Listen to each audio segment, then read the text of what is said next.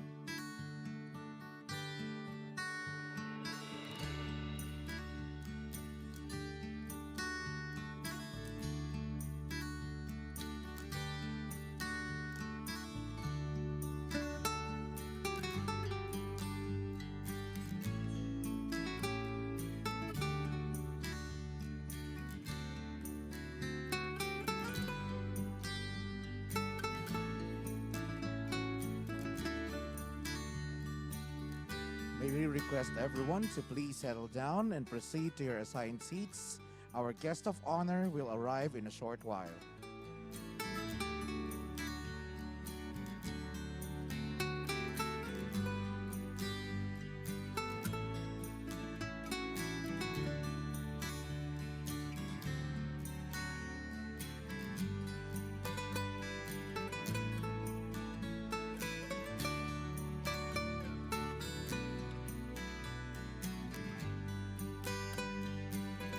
The President, along with Senator Christopher Lawrence Bongo, are now at the airport's board station for a walkthrough inspection.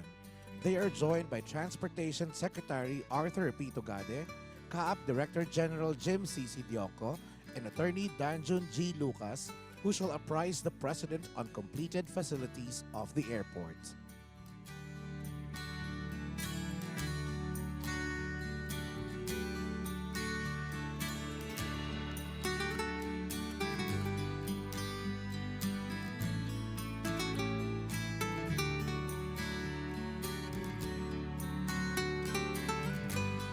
The President and party are now walking towards the stage to join us for the program.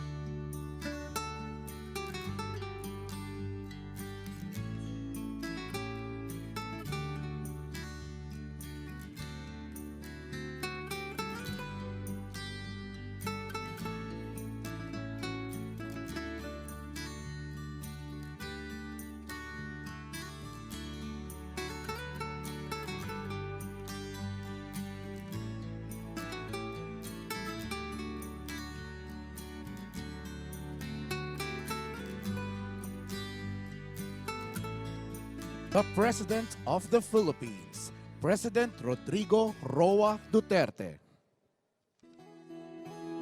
At this point, the President, along with Senator Christopher Lawrence Bongo, are now being led towards the contactless self-service check-in kiosk and self-bag drop.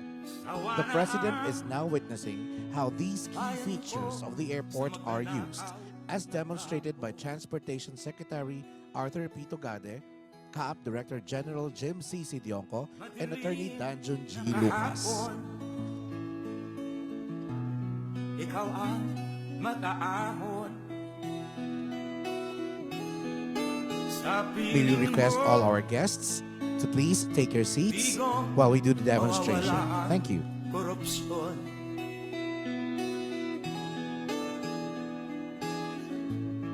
Tayo na, Pilipinas. Tayo na magbago. Hawak kamay tayo para sa pag-asenso. Ikaw at ako, tayong lahat kay Rodrigo Duterte, para sa tunay na pagbabago.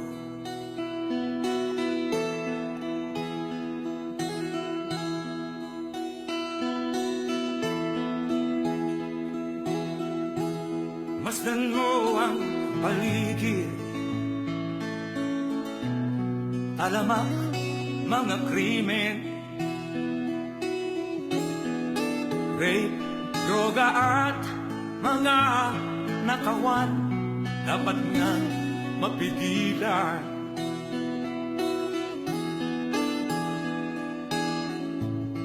Tayo na, Pilipinas, tayo na magbago. Hawak kamay tayo para sa pag-asenso. Thank you, Mr. President. A round of applause. Again, ladies and gentlemen, President Rodrigo Roa Duterte. Why am I here? I am here because I love my country and I love the people of the Philippines.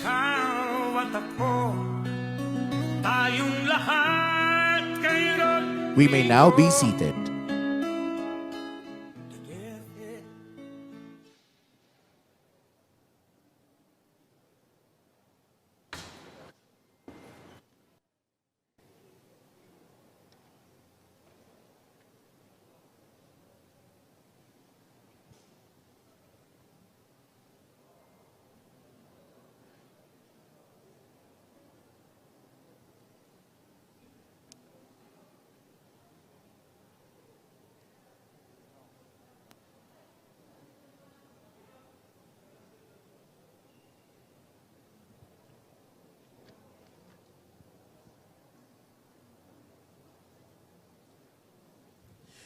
To formally begin our program, may we call on General Santos City Mayor Ronel C. Rivera for his welcome remarks.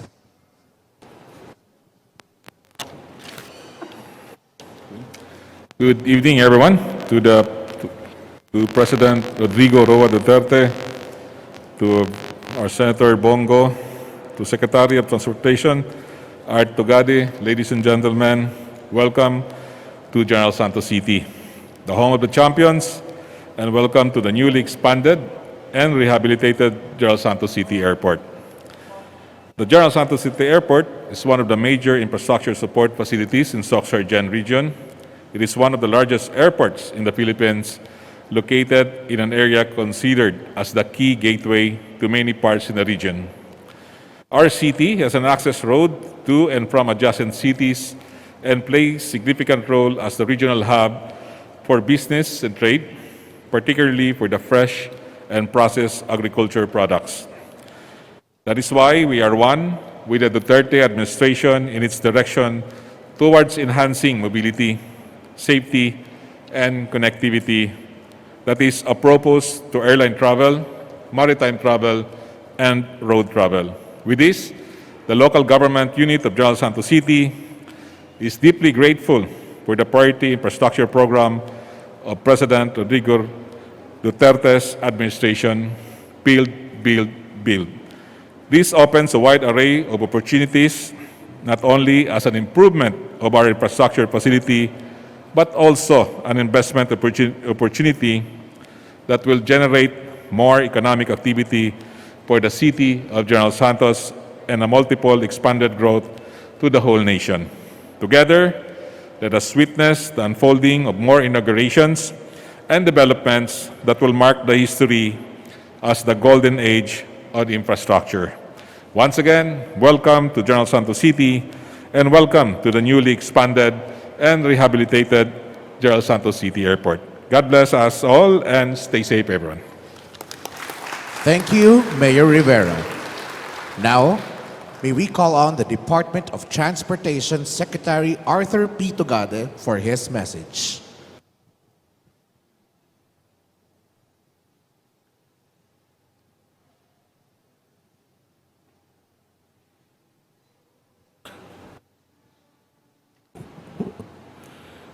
Mr. President, fellow Filipinos, fellow servants in government, to all of you, good evening.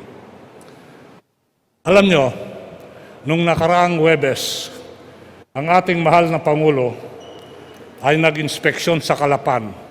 Huwebes yan. Upang pasinayan ang 8 bagong puerto sa Oriental Mindoro at Occidental Mindoro. That was a Thursday. Friday, Saturday, Sunday, Monday.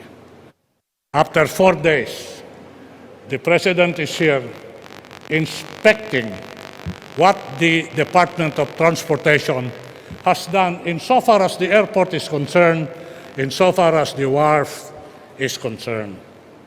Para mapatunayan niya yung sinasabi namin ay totoo. Pero ang mahalaga dyan, tatanungin ninyo, wala bang kapaguran ng ating Pangulo? Huwebes ang nakaraan, Lunes ngayon, nandito siya, naglalakad at pisikal na nag-iinspeksyon. Ang ibig lang hong sabihin dyan, nung aking tanong, ang sabi ho ng ating mahal na Pangulo, Art, you better remember this. When it comes to service to people, to sambayanan, and to country, even if you are tired, show them that you are not tired. Yan ho ang ating Pangulo, Rodrigo Roa Duterte. Sa edad niya ay makikita na hindi ho obstacle ang kanyang edad, mas bale deserve as a continuing challenge. Ngayong araw na to, ininspeksyon ho ng ating mahal na Pangulo yung wharf dito sa GENSAN. Ininspeksyon niya rin ang ating paliparan. Makikita at makikita mamaya, ipapakita sa inyo yung mga pagbabago dun sa wharf na kung saan makikita nyo yung passenger terminal ay napalaki. Makikita nyo yung one-stop shop. Makikita nyo yung mga employee support system na nandoon. Hindi lang ho kasiyahan at kabutihan para sa pasahero at kargamento, kasiyahan at kabutihan din para sa mga nagtatrabaho sa ating puerto. Ngayong araw na to, nandito tayo ngayon lahat sa airport. Kung nakita nyo yung airport noon, sasabihin nyo kagaya ng mga lumapit sa akin, eto na ba yung dating airport sa GENSAN? Sabi ko, eto na ho. Noon ang kapasidad ng airport na yan, 1 million passengers per year ang kapasidad na makikita nyo ngayon. 2 million passengers per year, Mr. President. Ngayon makikita nyo na kung saan yung dating paliparan, pwedeng mag-park 3 hanggang 4 na aeroplano. Ngayon ho, dahil sa improvement na ginawa sa paliparan, 7 na airplane, pwedeng mag-parke dyan, pwedeng magparada dyan, at anytime at nakikita nyo yung tinatawag na bridge na kung saan ay isang bago. Ngayon ho, makikita nyo, ngayong laki ng paliparan, etong terminal na ito at lahat yung mga facilities, noon ho ay 4,000 square meters. Ngayon ho ay pumapaga sa 12,000. 3 times its capacity. The passenger capacity is, na doble. Kanina ho, pinakita namin sa ating mahal na Pangulo yung equipment na gagamitin at gagamitin dito. Na kung saan masasabi natin ang GENSAN ay isang paliparan na kung saan contactless. Ikaw ang mag-check-in, contactless. Yung bagahe mo, baggage drop, contactless. Hindi na ho naiiba ito sa mga paliparan na tinayo natin sa Central Luzon na kung saan narinig natin yung mga contactless approaches sa Clark, yung contactless approaches sa Bicol. Ngayon, masasabi natin, the first airport in Mindanao, GENSAN Airport, contactless. Kaya nga ho, maligaya at mayabang kami na ipakita sa inspeksyon ng ating Pangulo itong mga bagay na ito. May announcement ho ako. Matagal na panahon na yung estado ng GENSAN as an international airport ay nabinbin at nasuspinde. Sasabihin ko lang ho sa inyo ngayon, dahilan sa pagbabago na inintroduce natin sa termino ng ating mahal na Pangulo Mayor Rodrigo Roa Duterte announcement. December 9 of this year, Philippine Airlines has formally signified to us that they will again start their international operation, GENSAN Kuala Lumpur, GENSAN.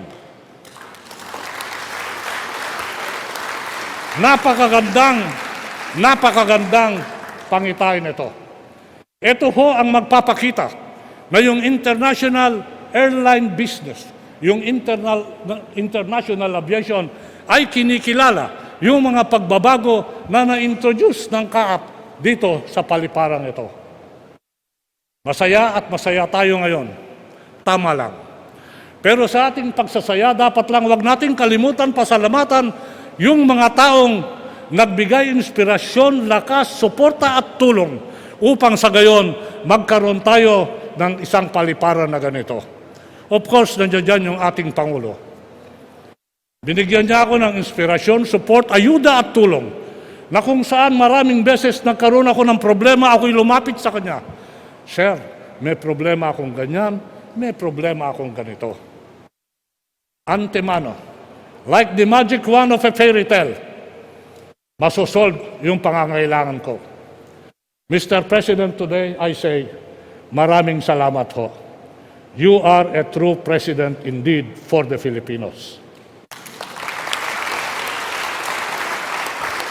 Nagpapasalamat ako sa mga miyembro ng kabinete na kung saan sila'y ginabayan, tinulungan ako, nagbigay ng ayuda. Lalo't higit si Senator Bongo. Kung natatakbuhan ko noon ang ating Pangulo, tinatakbuhan ko rin si Senator Bongo. Kung may problema ako kay right of way, kay alignment, sir, pakitulong lang. And again, like the fairy godmother with the magic wand, natutulungan ako. Salamat sa Pangulo, salamat sa kabinete, salamat kay Bongo. Higit sa lahat, salamat sa local government. Wala akong proyektong ganito, Mayor, Congresswoman, lahat kayo, wala akong proyektong ganito.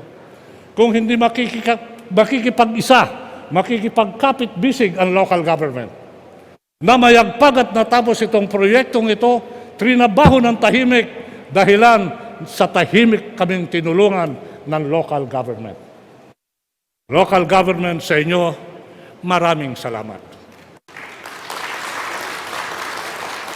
Marami hong nagkaroon ng agam-agam kung matatapos, kagaya ng mga ibang paliparan, matatapos itong paliparan na to. In the quiet of our endeavors, we work on the project as quietly as we can. But in the quiet of our endeavors, nakakaproduso tayo ng mga proyektong ganito.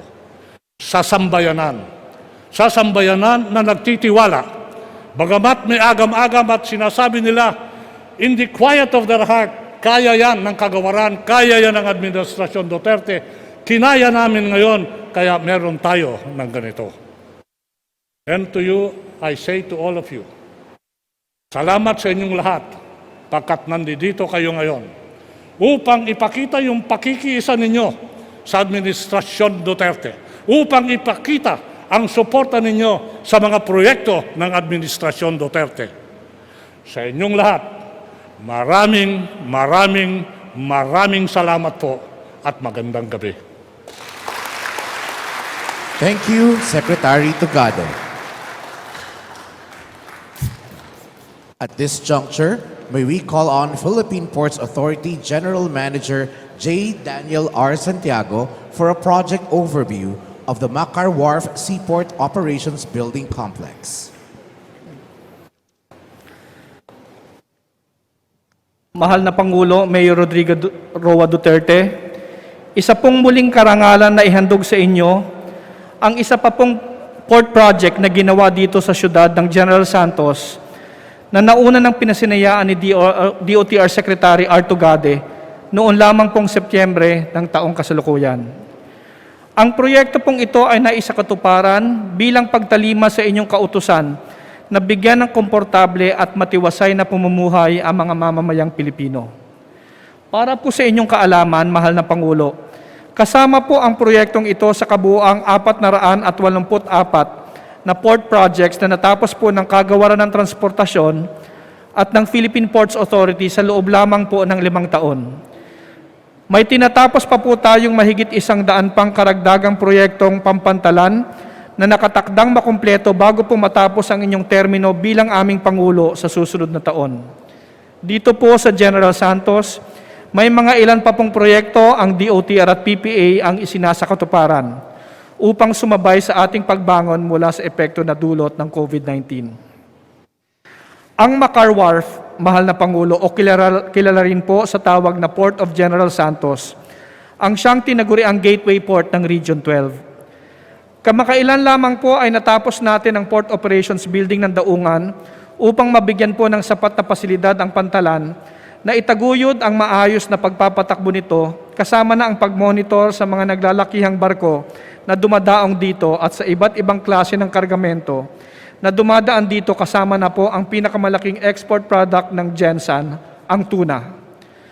Upang magkaroon rin po ng kaginhawahan ng mga kliyente ng Makar Wharf, ipinaayos rin po natin ang iba pang amenities ng pantalan upang mas lalong mapahusay ang serbisyong ibinibigay nito.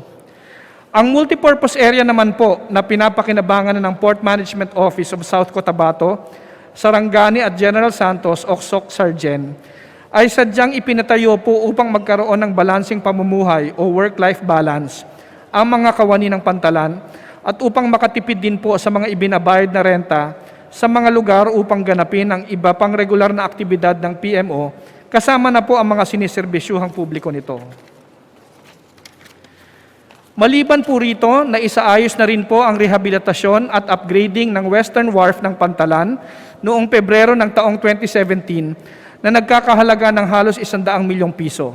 Gayon din po ang construction ng wharf ng Pantalan para sa rail-mounted gantry crane na nagkakahalaga ng halos 600 milyong piso bilang paghahanda sa pagdaong ng mas malalaking barko at para mas maging epesyente ang paghawak ng mga kargamento na dala ng mga ito. Ang lahat po ng mga pagbabago na ito sa daungan ng Makar ay dahil po sa inyong Build program. Ngayon po, mahal na Pangulo, kaya nang tumanggap ng Pantalan ng mahigit sa 1,300 ship calls kada taon, mahigit sa 3,2 milyong metriko toneladang kargamento, at halos 250,000 20-foot container equivalent o TEU kada taon, mahal na Pangulo. Sa pangunguna po ng DOTR at PPA, kasama po ang Port Management Office ng SOC Sargen, naghahanap pa rin po tayo ng paraan upang maibalik ang short and long-haul passenger service patungo at mula po sa Makar Wharf. Kayo po ang kadahilanan, mahal na Pangulo, at sa paggiya po ni Secretary R. Tugade kung bakit po nagagawa ng Philippine Ports Authority ang ganitong klaseng mga proyekto. Mahalaga rin pong malaman nyo na naitaguyod po natin ang mga proyektong ito kasama na po ang kaubuuan na 484 na proyektong natapos natin sa loob lamang ng 5 taon na di kinakailangan ng anumang klase ng pangungutang. Sariling pondo po ng PPA ang ginamit sa pagpapagawa sa lahat ng mga proyektong ito. Ito po ang aming ambag sa inyong Build program, mahal na Pangulo. Ito po ay bahagi ng Duterte Legacy. Mabuhay po kayo, mahal na Pangulo, at mabuhay po ang Pilipinas. Thank you, GM Santiago. Kung inyo pong mamarapatin, mahal na Pangulo, meron po kaming maiksing audio-visual presentation para maipakita po ang proyekto. Maraming salamat po. For our next segment, may we invite everyone's attention on screen to watch an audio-visual presentation on the Makar Wharf Seaport Development Project.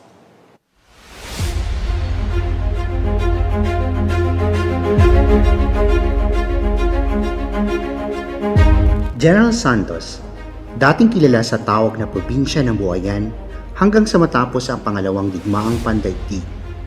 Pero hindi dyan naging bantog ang lugar, pagkos nakilala ito dahil sa angkin itong mga produkto na naging kaakibat na ng pangalang General Santos.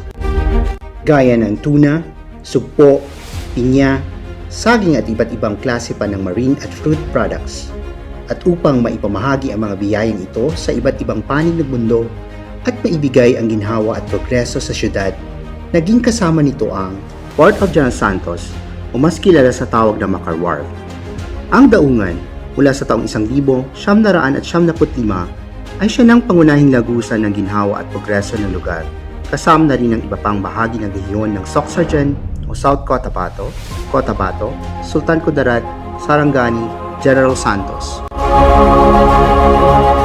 Ngunit habang patuloy na umuunlad ang mga bayan dito na dating bahagi ng Central Mindanao Region, unti-unting napag-iwanan ang mga pasilidad ng pantalan na naging hadlang upang maging mabagal ang pag-unlad at pagkakaroon ng matiwasay at konbinyenteng buhay ang mga mamamayan di lamang ng GENSAN, kundi ng buong rehiyon ng Sorsogon.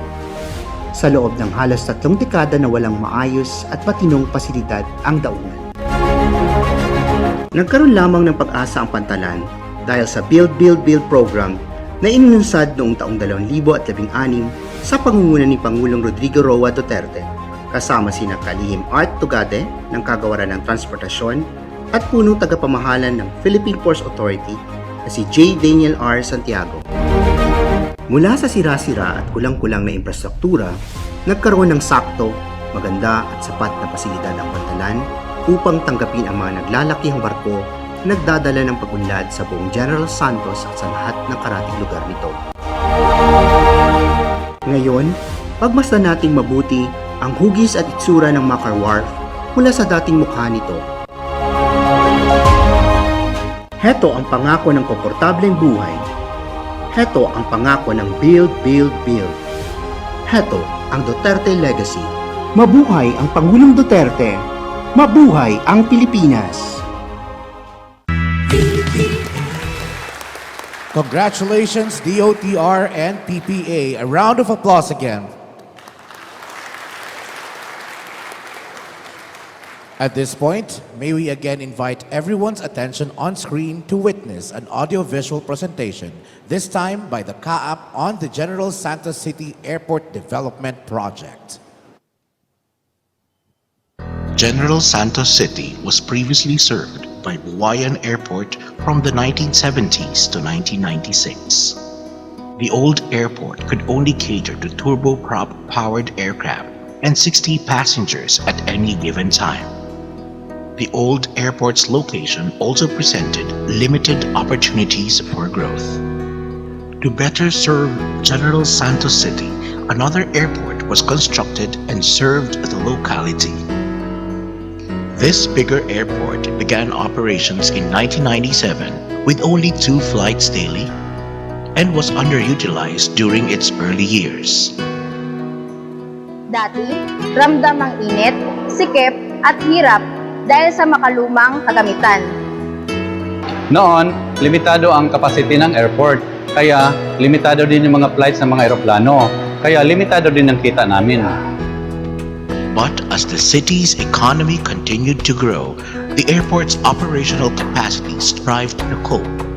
Pero ngayon, dahil sa Build project ng kasalukuyang administrasyon na bago at napaunlad ang buhay ng mga mamamayan ng General Santos.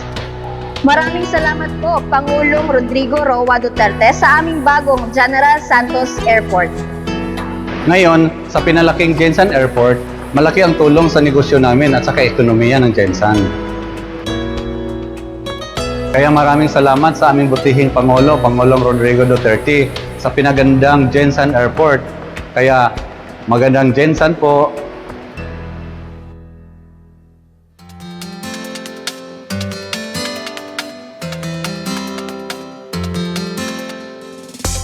To support sustainable growth in the airport, which is catering to the largest air cargo movement locally, the DOTR and CAAP worked hand in hand to give the people of General Santos a better and more convenient airport.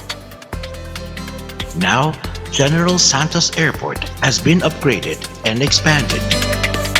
From a previous area of 4,000 square meters, the airport now has a total of over 12,000 square meters.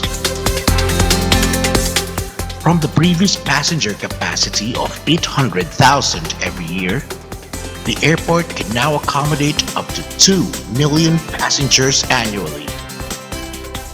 DOTR and CAAP completed the 434.3 million rehabilitation and expansion of the passenger terminal building on September 22, 2021.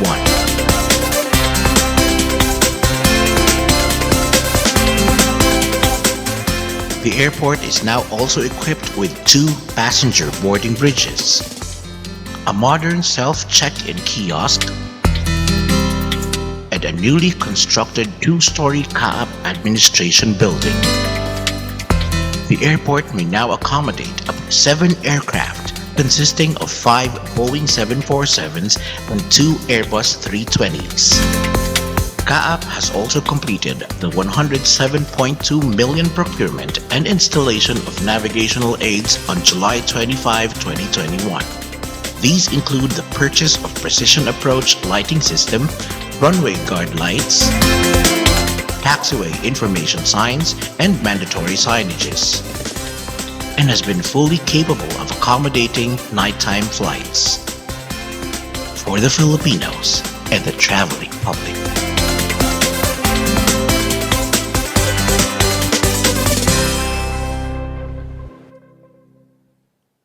Congratulations, DOTR and CAAP. A round of applause. And now, may we call on Transportation Secretary Arthur P. Tugade to introduce our guests of honor.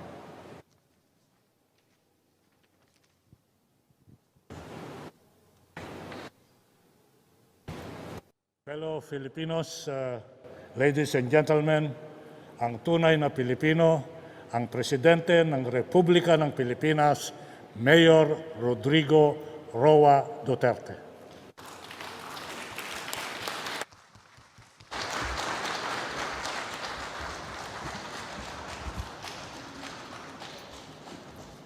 Kindly sit. Thank you.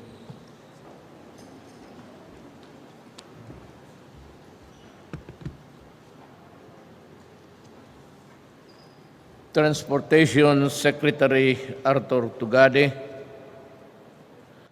Alam mo si Arthur Tugade, classmate ko sa College of Law. Hanggang graduate kami 1972. So we became lawyers 1973. Si Arthur was really a shining star sa aming eskwelahan. Ngayon, nasa gobyerno na siya, talagang marunong, mahusay. Kaya naman, kinuha ko siya ng Transportation Secretary. Alam mo, ang unang hindi pumayag ng away yung asawa niya. Arthur Tugade at that time was already a billionaire bilyonaryo to, marunong sa negosyo. He is in the shipping and construction business. Maraming building siya near the Naya Airport. Yung mga malalaking building dyan. Pero dito, nung sa gobyerno, hindi ako nagtaka. Talagang binuhos niya ang dibdib niya sa trabaho. And ako naman, I never really doubted his sincerity and his capacity to do what he really wanted to do for government. Kaya nung nag-usap-usapan na magtakbo sana ng mga senador, I was hoping that he would run para mapalawak niya ang tulong sa gobyerno. Hindi siya pumayag, ng asawa ayaw, at pero we have the same problem, ang pamilya talaga namin. Kita mo naman yung mga picture namin dyan.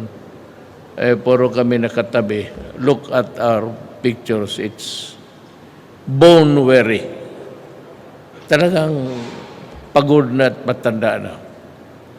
I don't know what he would do, but I feel he would continue doing what he has done for government. Sayang yung kung mag-alis siya, mag-alis man kaming lahat, makita mo naman yung airport. Ang Davao hindi nakalahati. Doon sa Bicol, meron silang, kasi ang ganda rin, pero mas maganda to, mas malaki. Pero contactless, tapos lahat-lahat na. Lahat ng kinakailangan ng modern airport. So, nang hinaya nga ako, ayan tumakbo ng senador, sana mapatuloy niya yung trabaho sa gobyerno at ayaw naman niyang, I know that sabi niya he wanted to retire, but I'm sure a man with this fervor and talent, he would continue until maybe kung ilibing na siya.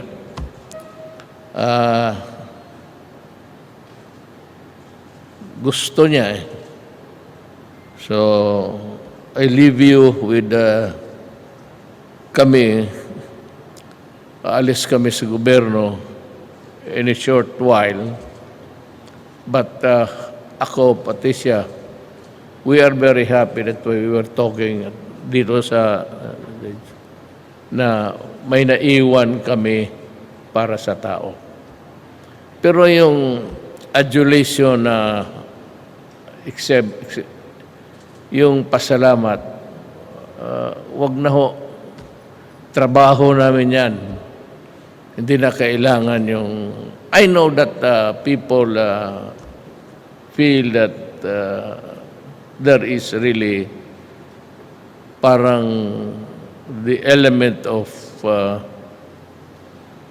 yung pasalamat.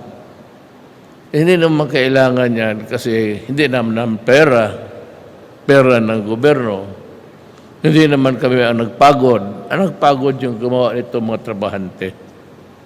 So, para sa akin, sila yung dapat pasalamatan natin. Kami, we are passing kagaya ng iba. Dumadaan lang kami. And in a few months, I said, we will be out.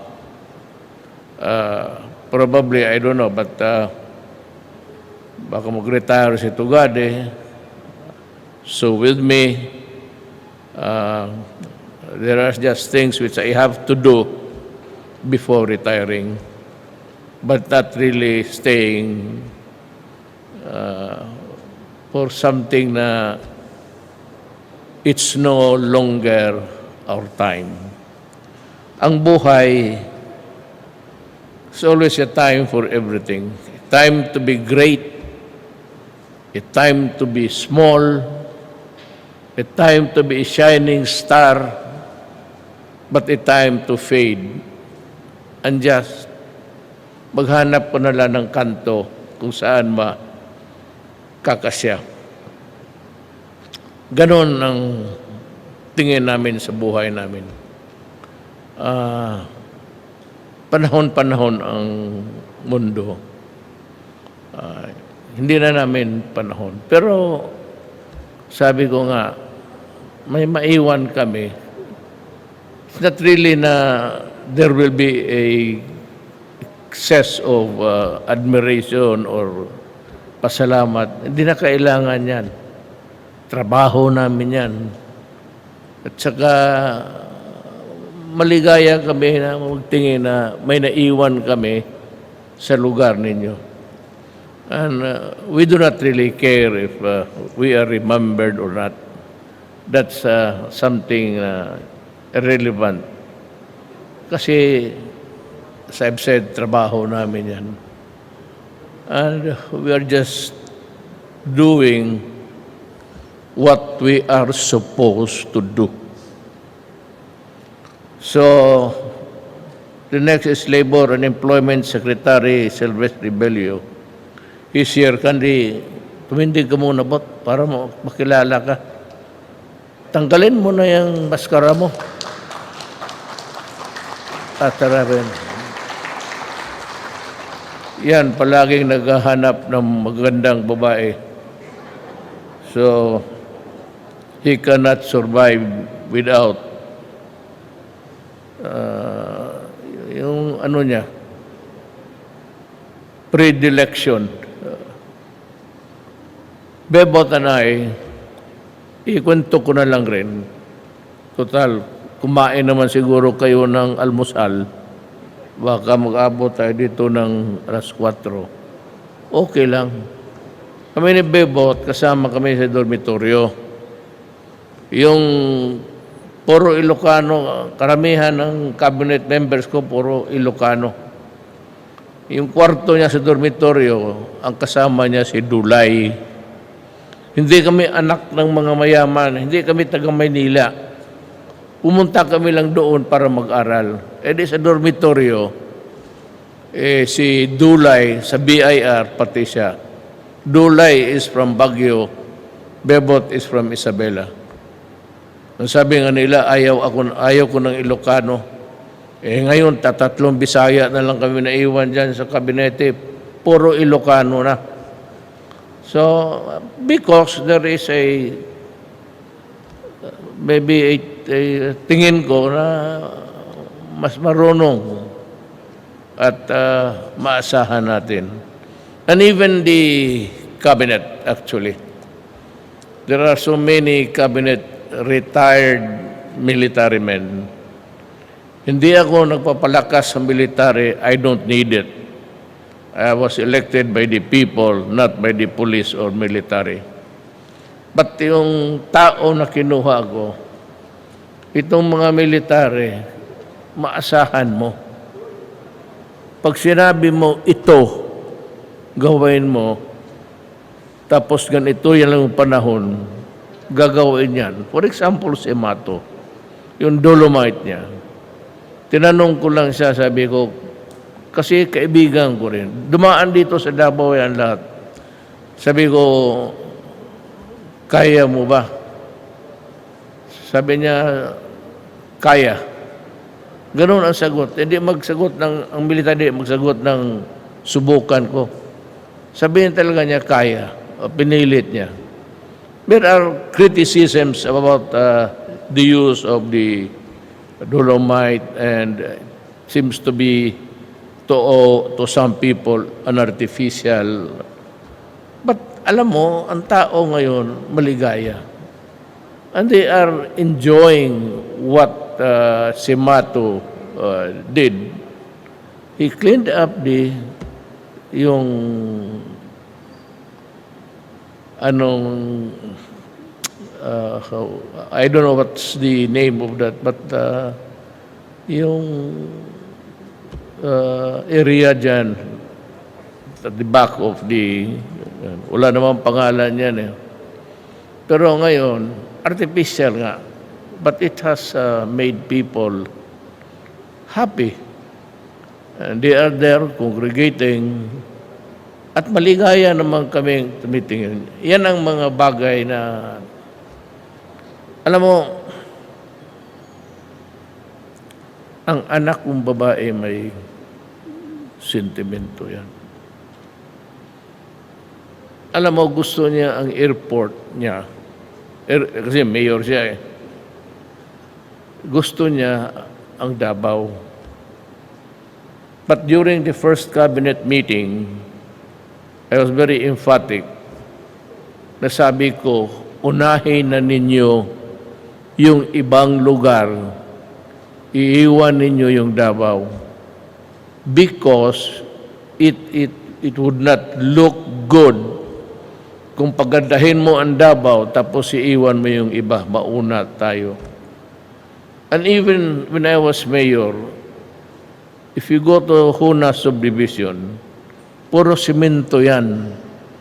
But yung aming ginagamit harap sa bahay ng nanay ko is a dirt road. Sabi ko sa unahin na ninyong iba, paiwan kami. Maybe a little sense of delicadeza. Yan ngayon. So, yung ano kong, may ano siya because that was the first thing that, well, she pronounced na ang Davao pagandahin palagi. Hindi nga nakalahati dito.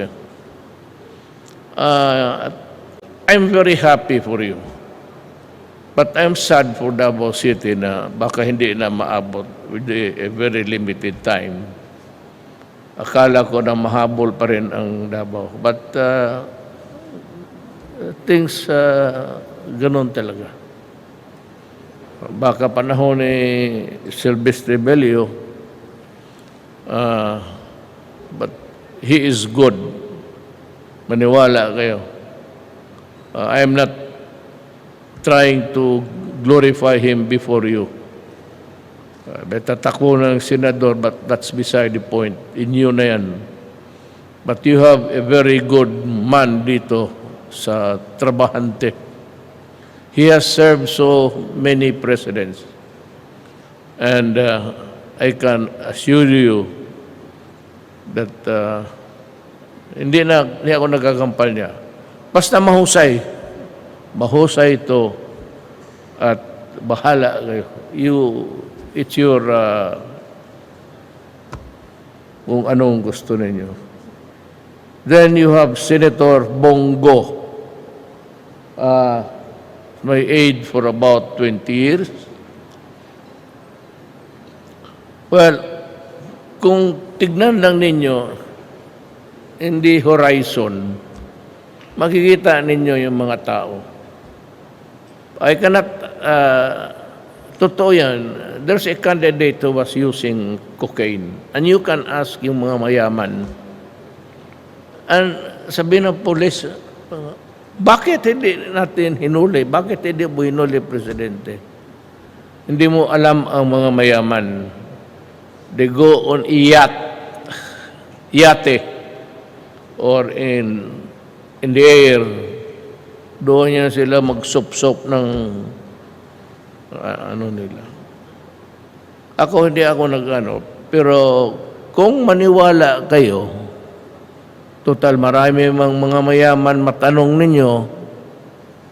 ninyo. Then, if you do not believe it, well, leave it that way.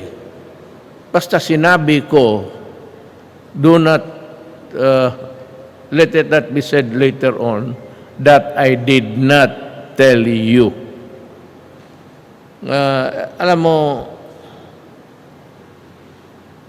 putang, yung mga mayaman na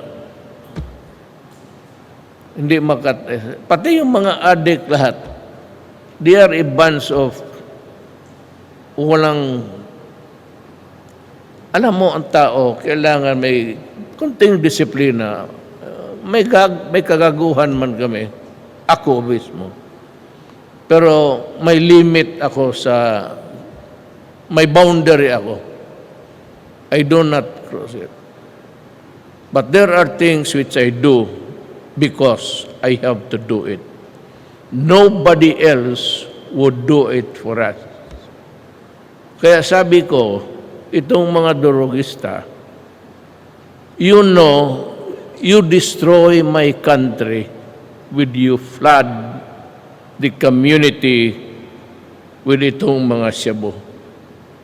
Shabu yan, cocaine para lang yan sa mga mayaman. But in the process, you destroy my country. And you destroy the youth of my land. And they are the fathers and mothers of tomorrow. Ngayon, sirain mo ang bayan ko, talagang papatayin kita. Walang ano yan. Pero ang sinabi ko, go after yung shabu. At, the police. Kung lumaban, mamamatay ka talaga. Alang-alang naman yung pulis ang magpakamatay. And yet, I have lost many policemen in the line of duty of killing, of being killed, rather, by itong mga lumaban. Yung human rights na yan, hindi ko pinapansin because I do not recognize them. I will not, for the life of me, face a tribunal tapos with the judges there are all whites. Hindi ako haharap ng tribunal ng mga puti. No. If I go to jail, it must be a sentence imposed by a Filipino judge. Unprosecuted, like me, when I was a prosecutor many years ago, then I would welcome a prosecutor who is a Filipino to indict me. Pero kung sabihin na bigyan mo ako ng puti, kalokohan yan. Since when? Since when kailan pa ba tayo pumayag ng puti ang mag-desisyon? Kalokohan yan. So, Senator Bongo, alam niya ang ano ko. Kung maniwala kayo sa akin, mabuti. Kung hindi, basta sinabi ko. Itong si Bongo is honest. He stayed with me for 7 years. And alam na niya ang style ko. And I'm sure he will continue with it because it is imperative that we do for something for our country. Kaya kung takot yung iba, problema ninyo yan. But then you'll have a presidency who would be floating. Then let me greet the General Santos City Lone District Representative Sherlyn Banyas Nograles. Hindi kita nakilala kanina.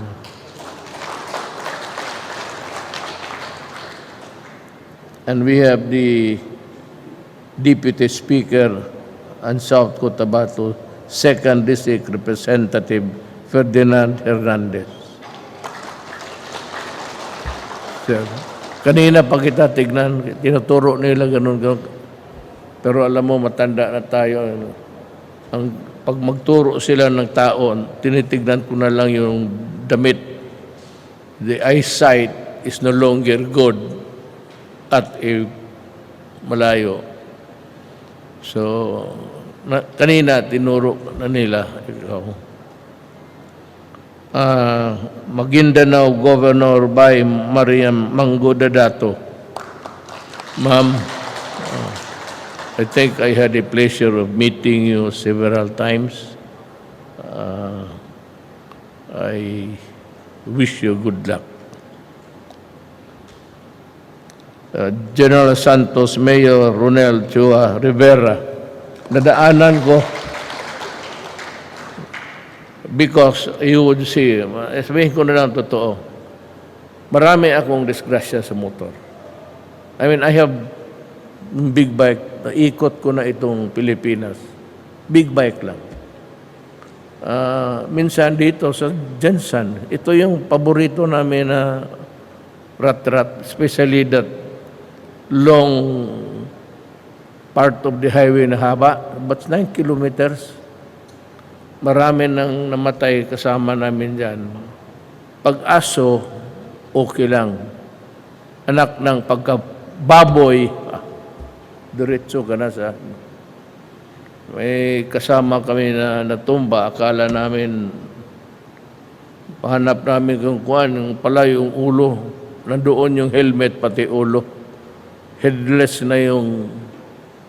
Marami kaming adventures dito na ganon talaga. Ako, I walk with a limp kasi the last time, hindi ako naka-recover tapos yung spinal ko, parang may diferensya talaga.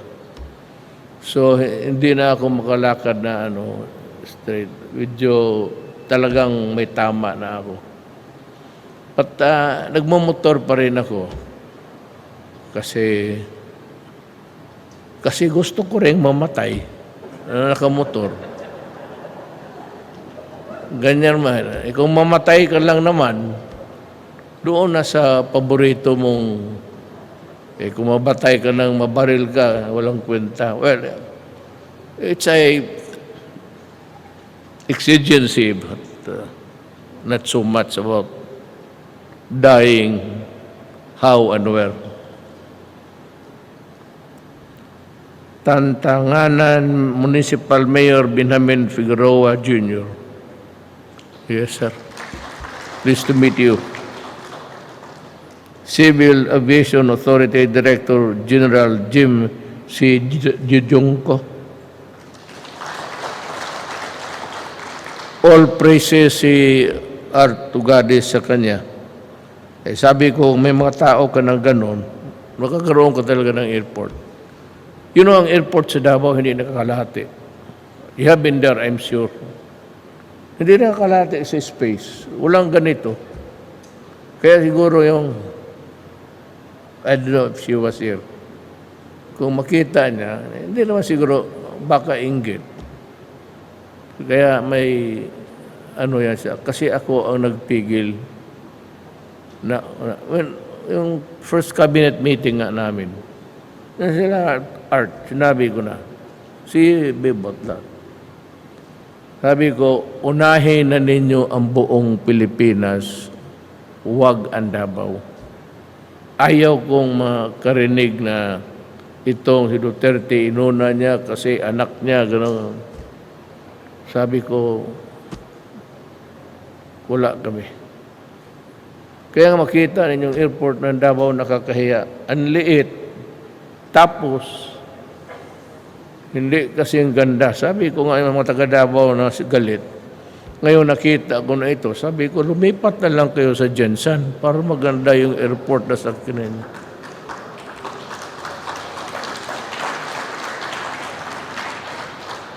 I'm proud. I'm proud with you. Kasali ako. May airport kayo na ganito. And I said, these are the things that iwanan namin sa inyo kasi paalis na kami. There is no telling whether we will be with government. Retirable talaga kami. But dito muna tayo sa Civil Aviation Authority Director General Jim Sinjongko. i-confirm siya. Philippine Ports Authority General Manager J. Santiago. Pati pantalan ninyo, pakaganda. Napunta ba kayo ng pantalan ng Davao? Jesus Mariusep. Hindi na kalahati. Pantalan pati airport. Kaya maybe I could understand the hurt na bakit kami na sana nasa gobyerno yung amin hindi nagawa. It's because we have to observe a certain, maybe it's called hesitancy or just plain delicadeza.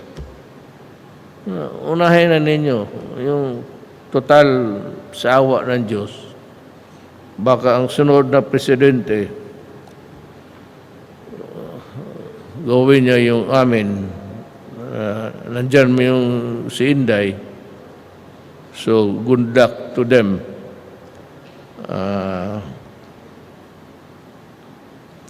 Philippine Coast Guard Commandant Admiral Leopoldo Laroya. Sir, congratulations sa promotion mo. Nag-donate kami kanina sa Coast Guard. Ganda ng Coast Guard ngayon under Art Dugade. Former Chief Presidential Legal Advisor Attorney Salvador Panelo.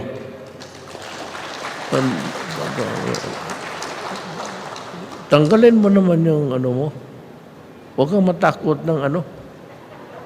Sabay tayo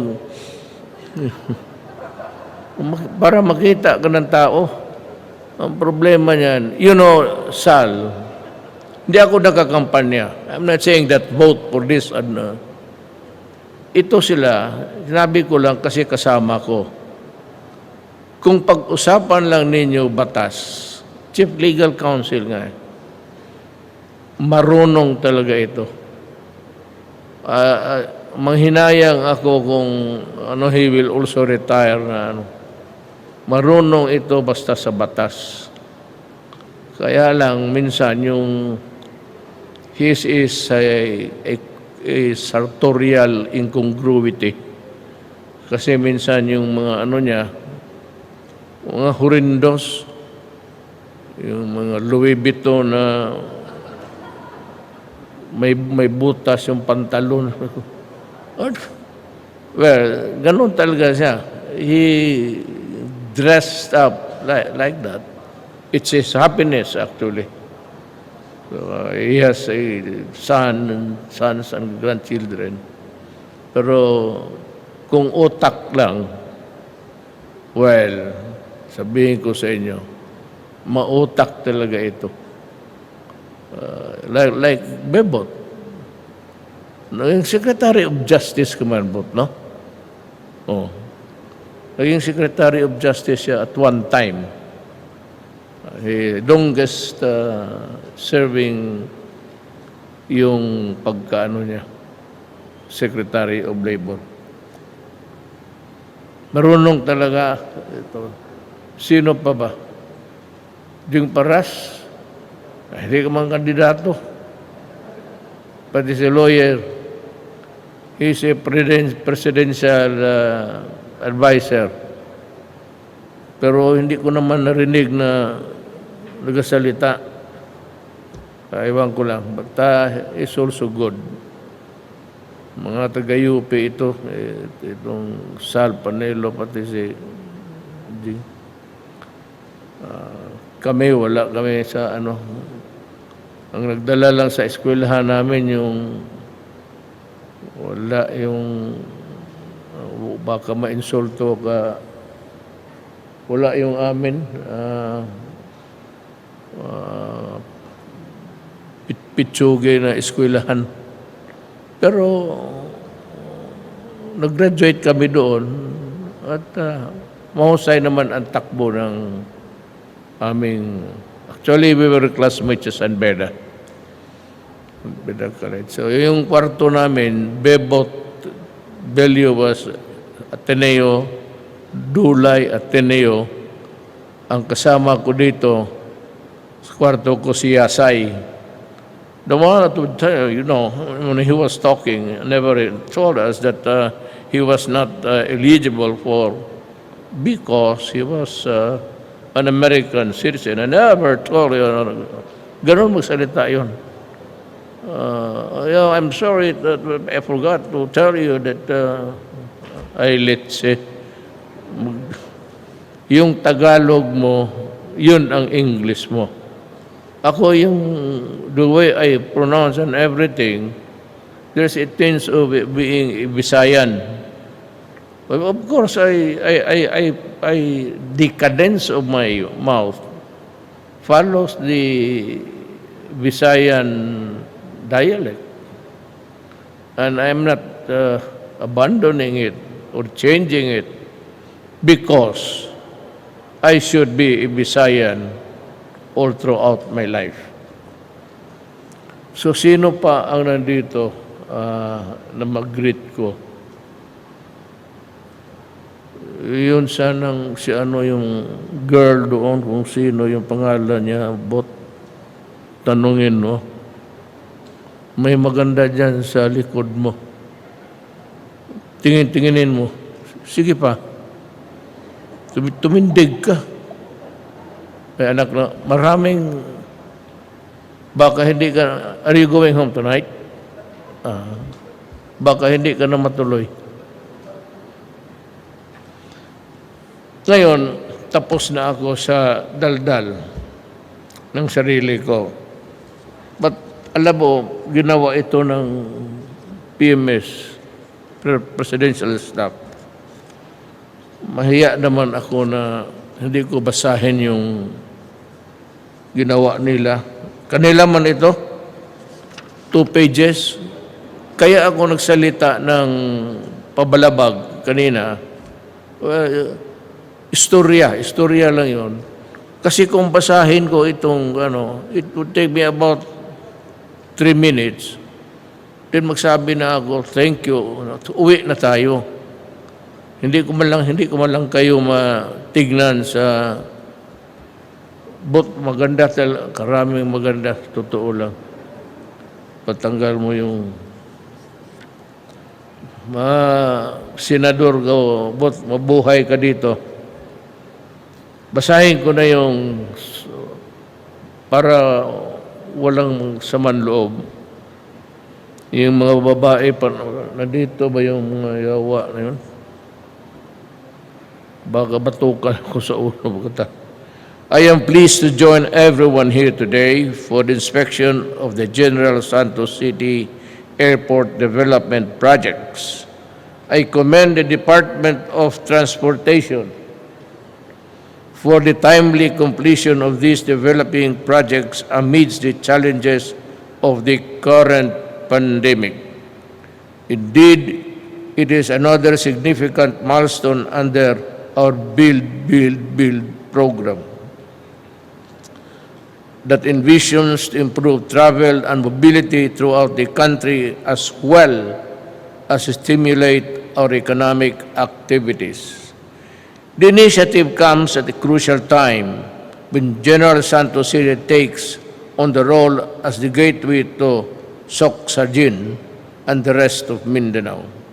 Its completion will greatly boost our interconnectivity and revive the agro-industrial and ecotourism prospects of southern Mindanao.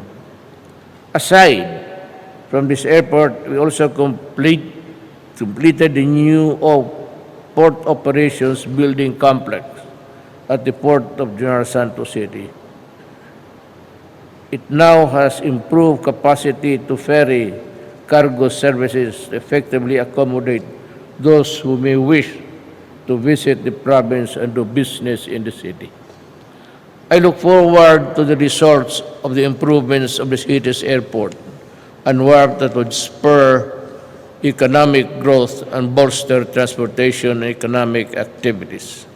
These infrastructure projects will surely play a key role not only for the economy of Mindanao but also for the rest of the country.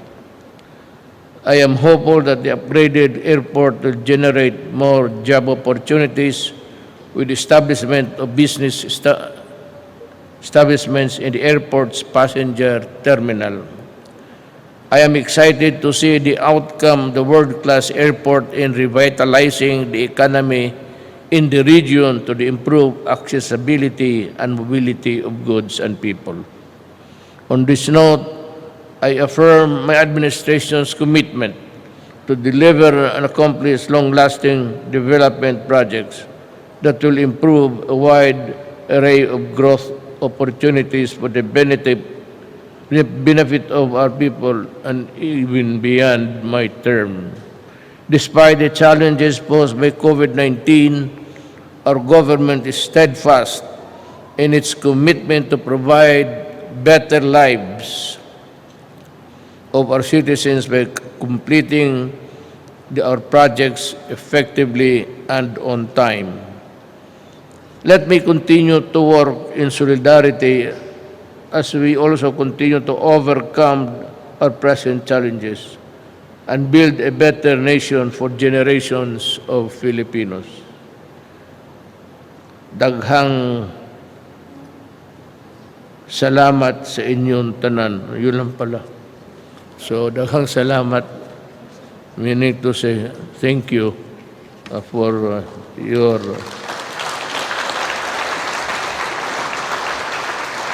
alam ko, malipay mong tanan yun sa ako, I said, I'm proud.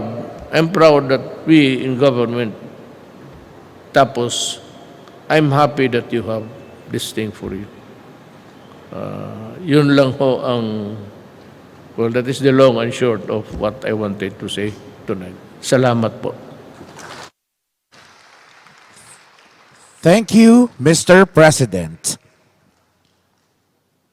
At this point, may we respectfully request the President, along with Senator Christopher Lawrence Bongo, to remain on stage and grant a photo opportunity with our officials and guests.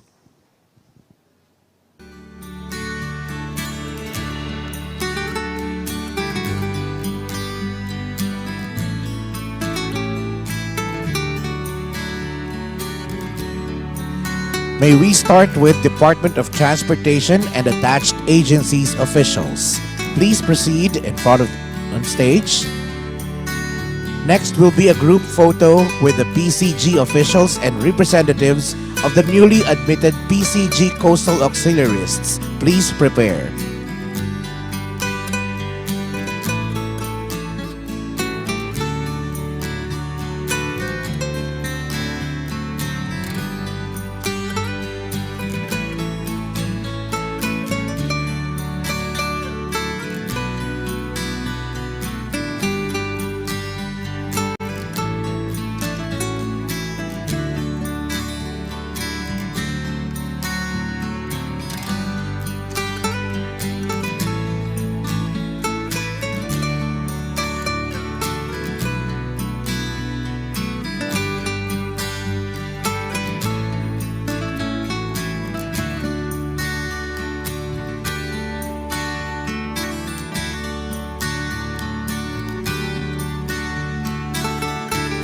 Thank you to the OTR and attached agencies officials. Now, may we invite the PCG selected officials and representatives of the newly admitted PCG Coastal Auxiliarists to proceed on front on stage.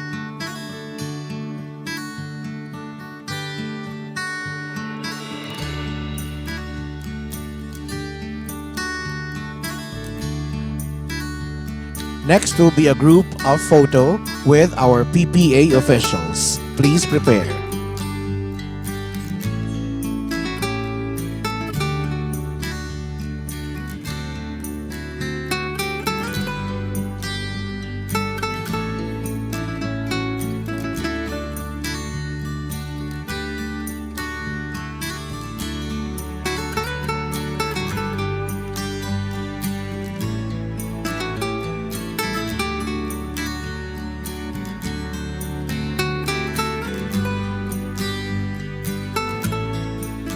Thank you to our PCG personnel.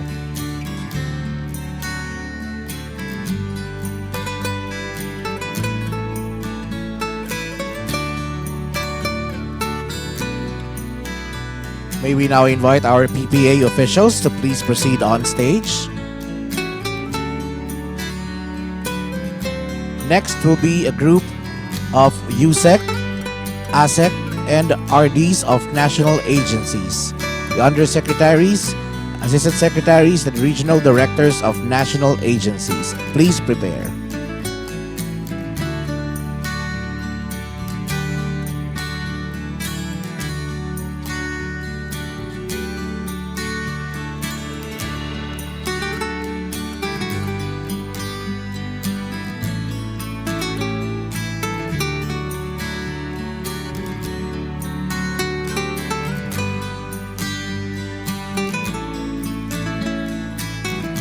Thank you to our PPA officials. Now may we invite our undersecretaries, our assistant secretaries, and regional directors of national agencies. Please proceed on stage. Next group will be a group of AFP and PNP officials. Please prepare.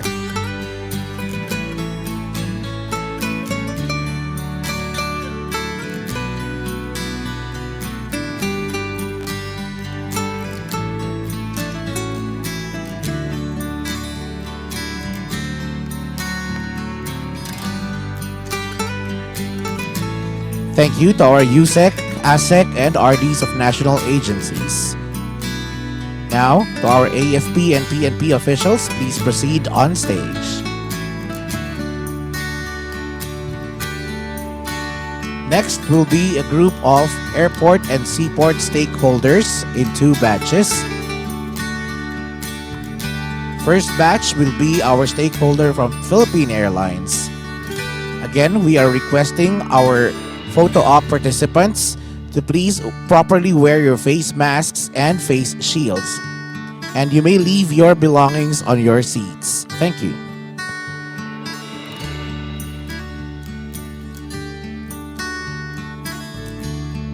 To our Philippine Airlines stakeholders, please proceed on stage.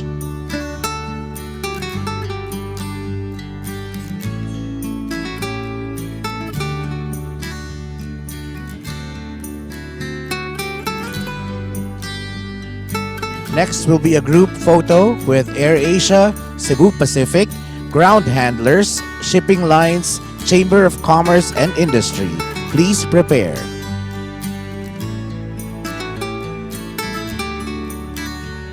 Thank you, Philippine Airlines.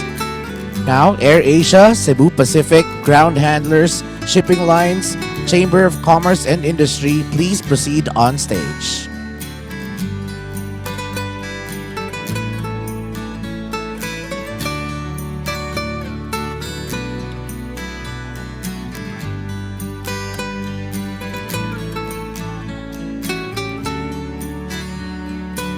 Next will be a group from King Bellimac Group.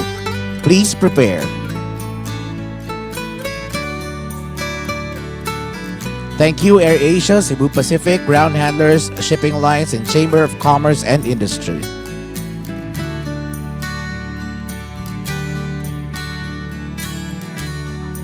Again, calling on King Bellimac Group. Please proceed on stage.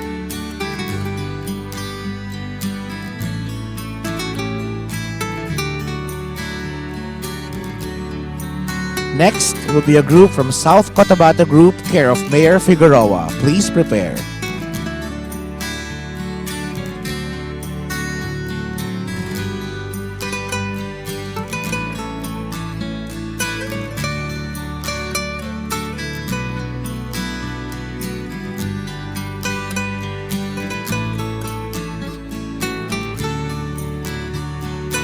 Again, may we call on South Cotabato Group, care of Mayor Figueroa. Please prepare.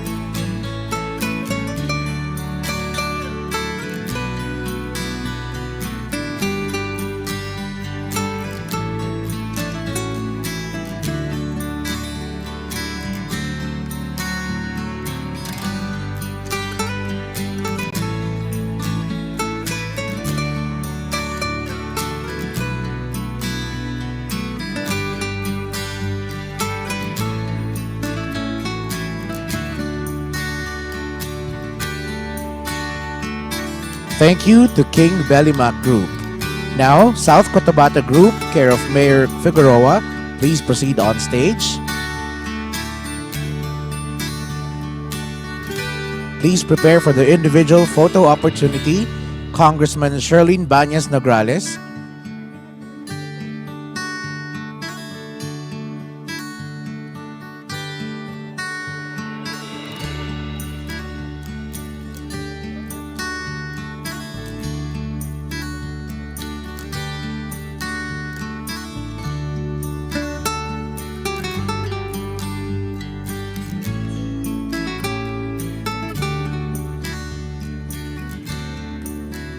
May we call on Congressman Ferdinand Hernandez?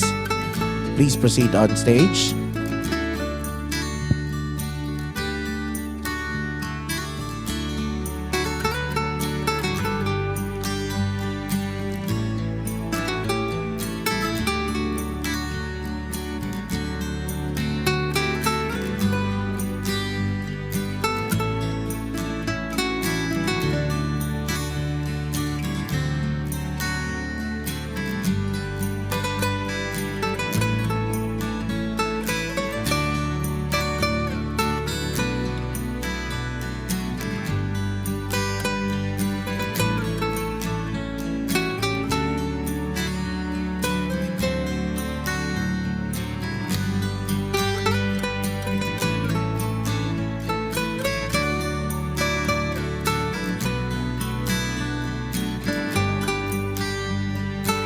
Right after Congressman Hernandez will be Congressman Nograles for the photo opportunity.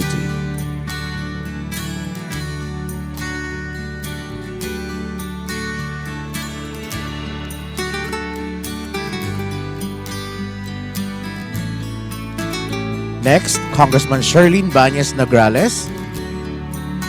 Please prepare Mayor Ronel Chua Rivera.